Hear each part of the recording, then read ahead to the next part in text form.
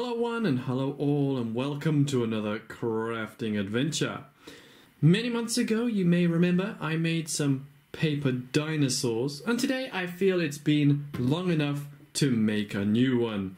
Yes, I have my paper craft dinosaur book with me, and the familiar face of the Triceratops and the Tyrannosaurus Rex are there on the cover. And today we are going to be building number 3 in this set, which will be the wonderful Stegosaurus. Mostly because it is the first dinosaur in this book, and I don't know why I skipped it last time. Now, I've learned with this book you are going to need 2 or 3 things. That is glue. I have this paper glue here and this craft glue here. If you have time, the paper glue works a lot better, but if you want to do it quickly, the craft glue will stick things together. Although this glue does look like it's solidified a little bit in the bottle. Don't know how useful it's going to be, but we're going to try it anyway. The other thing you're going to need is a good pair of scissors. Even though the parts of the dinosaurs are sort of semi-cut out, sometimes you do need some scissors just to help you get through without ripping anything. So, oops, can't get the lid back on. First thing we need to do is open up this book and cut out all the pieces for the Stegosaurus. And here they are. Yes, all the pieces nicely removed. Most of these did just pop out of the book as easily as you would expect, although some pieces did need a little bit of encouragement with the scissors, like the areas around the toes and stuff, but generally speaking, could have done it without the scissors. But okay, next we need to take a look at the book. For the first thing we need to do is make the head, and that's as close as I can get to the camera. Okay, so we're going to take this piece here. If we could focus, we got a little tab in the front there, which is going to go there with some glue on. Then both these head things are going to go round. This bit will stick inside there. Once that's in a curve like this, then we're going to fold this neck piece down. This tab goes inside here. This tab goes inside here. And this one sticks to there. And that should give us this lovely three-dimensional head and neck, which we're going to put to the side for now. Next we're going to do the body, which I assume is very similar. If you're wondering, these lines here are color coordinated to match the spines because they have the color on the back, so you know exactly which one they go in. Nice. Alright, so this one is going to be... oh, that hasn't been ripped yet. Yep.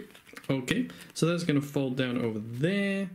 This is going to fold down over here, and oh, this tab here is going to be stuck by there to hopefully give the body a full 3D shape.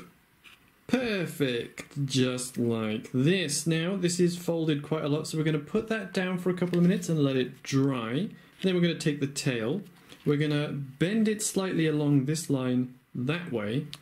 Then this tab will glue to there, and this tab will glue to there, hopefully giving you something three-dimensional like this. And it's even nice to see it has a little bit of a kink in the tail. So we're going to put that down.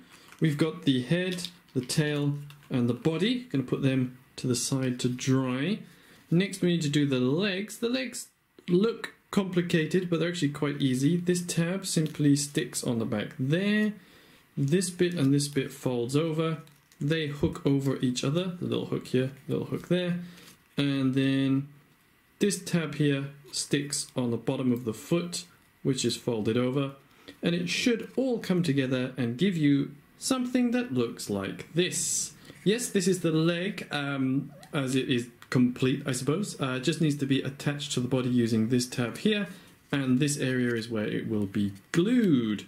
Now, some of the parts on the foot were quite small to get glue on, so I recommend using a toothpick or something along those lines, just to spread the glue and make sure it doesn't go too crazy. Although don't worry if it does go outside a little bit, because the glue will dry clear. Additionally, the dinosaur has 2 back legs, so here is the second one. Very, very similar, apart from the fact that the foot is not attached. No, that was an extra piece here that just needs to be folded and glued inside, which I will do right now.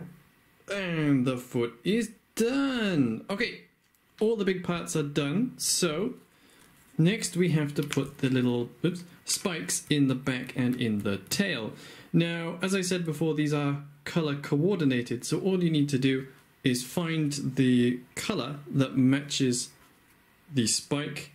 Then you simply fold it over like this, and hopefully it should just slot in the hole. Oops. This is a little bit fiddly, but if you take your time, it's not too difficult. Like that, and it should open up inside, and then it's not going to fall out. As you do these, you want to make sure that they are pointing inwards like this. I've done one on the tail there as well, just to show you. Even the big ones fit in quite nicely and should not need any glue. I think only the really, really small ones are going to need any glue, but we'll take a look at them once the big ones are all in place. After some testing, I discovered the small spikes at the back of the tail here. They don't need any glue because they fit in quite snugly, and none of these pieces are going to be falling out, so you don't have to worry about that. If you do want to put some glue in, you can just go from this side with a toothpick or something and just stick it that way. But I'm happy as it is because they ain't going to be falling out anytime soon. Okay, so we have these 5 pieces now, and all we need to do is connect them all together. Now, the order you do this is up to you. The tail simply slots on there, slides through. Don't think there's any glue needed for the tail. The head goes on there, glue on either side. Maybe doing this before the tail would be quite useful. And the legs, you can see this one sticks on here, and there's one on the other side for the other leg. So my recommendations would be head first, then legs, and then finally slot the tail on, because yeah, if the tail's on, it's going to be very difficult to put pressure on the legs. Okay, so once I've got to that stage, I'll show you how to attach this last bit here. Okay, once you're at this stage, make sure all of your glue is dry, because you don't want any parts falling off or bending in the wrong way, like this leg is doing a little bit, but I will fix that in a moment. Now, the tail itself, there is a tab on the inside there that you can add glue to if you want, but it doesn't really need it. Okay, now I've left this last piece until, well, last. Number 1, because this was incredibly difficult to get out of the book due to the small parts, and because it requires the body and the head attached, and it simply glues onto the back of the neck like that. And then the Stegosaurus will be complete. So we can find out what it looks like. Ta-da! And here it is, the final product of the Stegosaurus, with all the spikes nicely in place. I do like the curved effect of the spikes, although they do tend to stick into each other on the top there, but that keeps it along the center line, which is a thumbs up from me. One thing I will change that I said earlier, the tail piece here does have a tendency to just fall off, so I would recommend putting a little bit of glue on the tab there. The front bit here stuck on quite nicely with all the little spikes there. Obviously, you can bend them up once the glue is fully dry. If you do it a little bit early, it might peel off, so be careful with that. Overall though, I do enjoy this design, and the only thing left to do is to go searching high and low to find the friendly watermelon triceratops. Oh, look at his face. He's so wonderful. And then they could be friends together.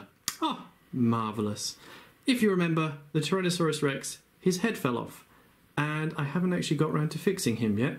So we will have to survive with our 2 herbivores, the wonderful Stegosaurus and the watermelony Triceratops. Oh, Now, overall, I will say I do really enjoy doing these dinosaur paper crafts. They're so easy to do, and they do give such a nice finish that, well, lasts a long time. I did this over a year ago, and the only thing that happened is one of the legs got a little bit bent. Apart from that, still stands, still looks as bright and colourful as always. So, if you do see any of these books, live something or other, I recommend them. They're really good and really easy to do. All you need is some glue and possibly a toothpick just to brush them around. And be careful, because the glue does go everywhere. And I just dropped half of it on the floor, so I'll have to deal with that later. But anyway, thank you all for watching. I hope you enjoyed the creation of this marvellous Stegosaurus here. In the future, I will be doing some more of these videos, so do look forward to that. If you are feeling wonderfully generous, please do give a like and subscribe to my channel if you haven't already. But thank you very much, and I'll be back again in a week.